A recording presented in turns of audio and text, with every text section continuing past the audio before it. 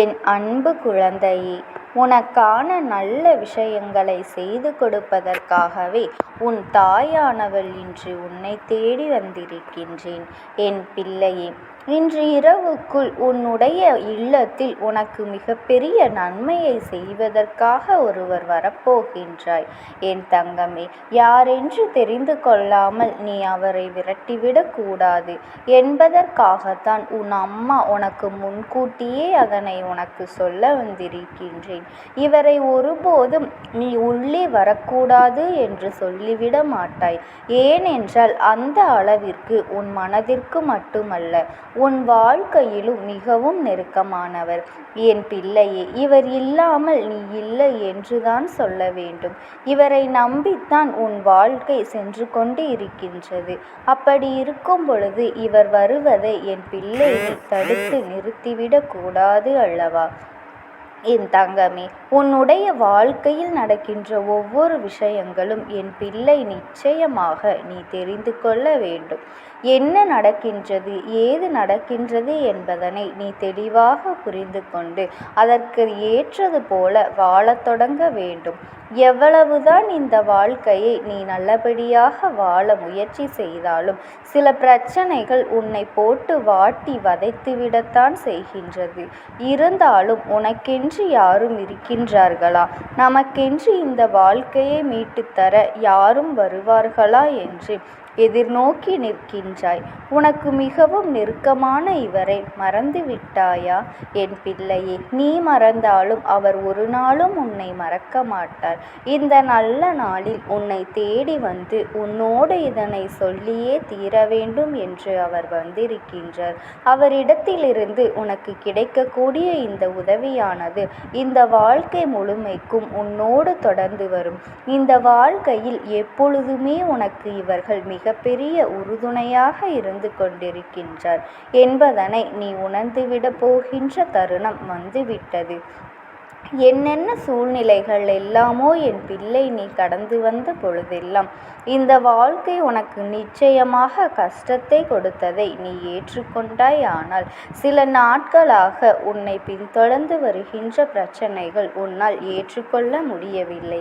எனக்கு மட்டும்தான் இப்படியெல்லாம் நடக்கின்றது என்று தீமைகளை செய்கின்றார்கள். அவர்களெல்லாம் அங்கே சந்தோஷமாக இருந்து கொண்டிருக்கும் பொழுது என் வாழ்க்கை மட்டும் இப்படி கேள்விக்குறியாக நிற்கின்றது என்று சொல்லி என் பிள்ளை நீ அங்கே மனம் கலங்கி நிற்கின்றாய்.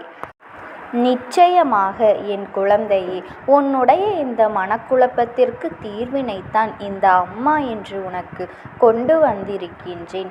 அம்மாவினுடைய அன்பு வேண்டும் என்று நினைக்கின்ற என் பிள்ளை, நிச்சயமாக நான் சொல்கின்ற விஷயத்தை ஒருபொழுதும் நீ தவிர்த்துவிட மாட்டாய். இந்த அம்மா எப்பொழுது எல்லாம் உன்னை நல்ல நிலைக்கு கொண்டு வர நினைக்கின்றேனோ அப்பொழுது எல்லாம் உன்னையும் உன்னை சுற்றியும் என்ன நடக்கின்றது என்று நான் கவனித்து வருகின்றேன். அப்படி நான் கவனித்த பொழுதுதான் இன்று இரவில் உன் இல்லத்திற்கு வருகின்றவர் யார் என்பதனை நான் தெரிந்து கொண்டேன்.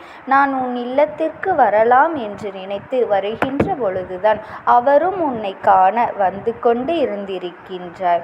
என் தங்கமே, என்னோடு கிளம்பி இருக்கின்றார். இன்று இரவுக்குள் நிச்சயமாக உன் வாழ்க்கையில் ஒரு மிகப்பெரிய மாற்றமும் திருப்பமும் நடக்கப் போகின்றது. அதாவது இரவில் என்ன நடக்கும் என்று நீ யோசிக்கலாம்.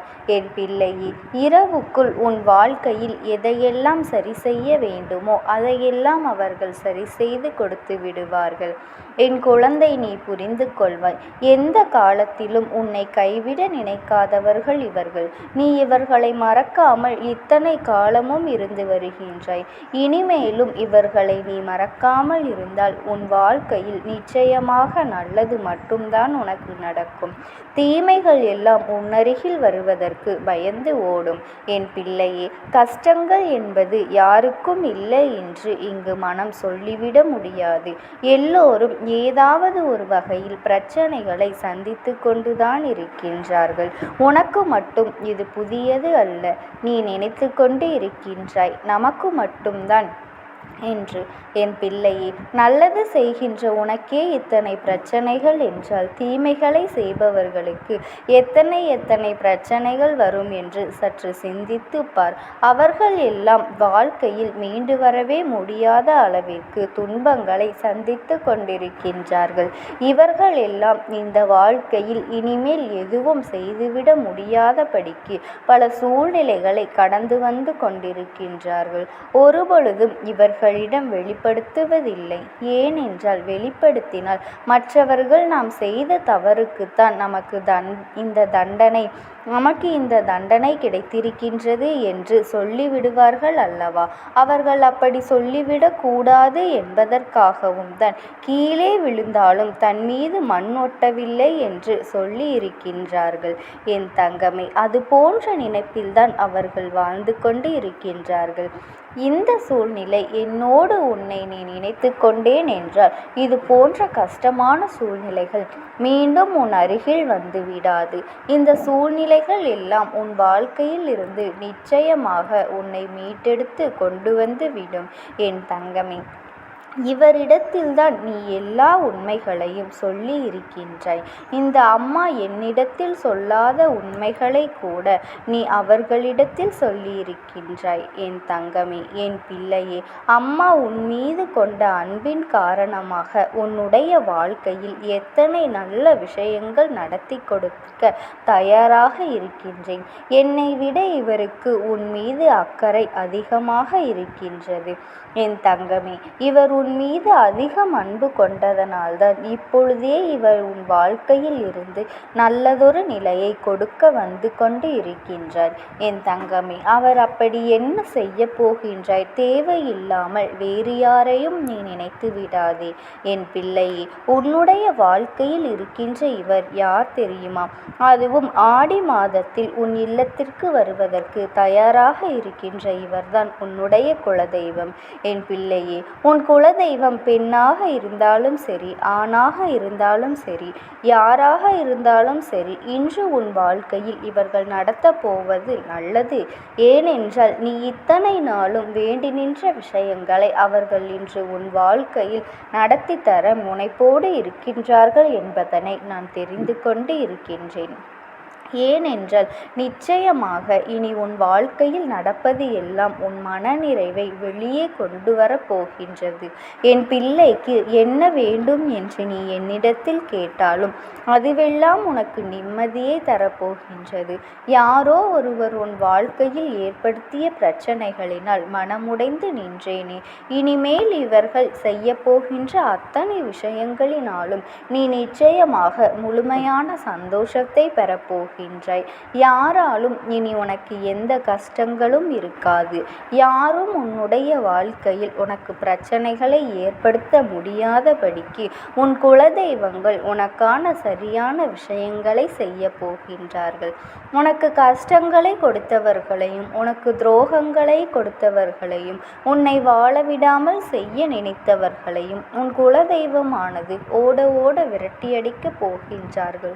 உன் வாழ்க்கையில் இவர்கள் செய்த ஒவ்வொரு பிரச்சனைகளுக்குமான தண்டனைகளை இவர்கள் இனிமேல் அனுபவிக்க போகின்றார்கள். என் தங்கமே, யாரை நினைத்தும் எதற்காகவும் இனிமேல் நீ வருத்தப்பட வேண்டிய அவசியமே கிடையாது. ஏனென்றால் இவர்கள்தான் உன் குலதெய்வமாக இருக்கக்கூடிய நன்மையை தர காத்து கொண்டு இருக்கின்றார்கள். இதற்கு முன்னால் தரவில்லையா என்று நீ யோசிக்கலாம். என் பிள்ளையை, இதற்கு முன்னாலும் உனக்கு நல்லதைத்தான் அவர்கள் செய்தார்கள். ஆனால் உனக்கு அது தெரியவில்லை. உன் கண்களுக்கு அவை புலப்படவில்லை. உன் மனதிற்குள் நிம்மதி இல்லாமல் இருந்ததே தவிர ஒருபொழுதும் எந்த ஒரு நிம்மதியும் நீ ஒழுங்காக பெற்றுக்கொள்ளவில்லை என்பதுதான் உண்மை.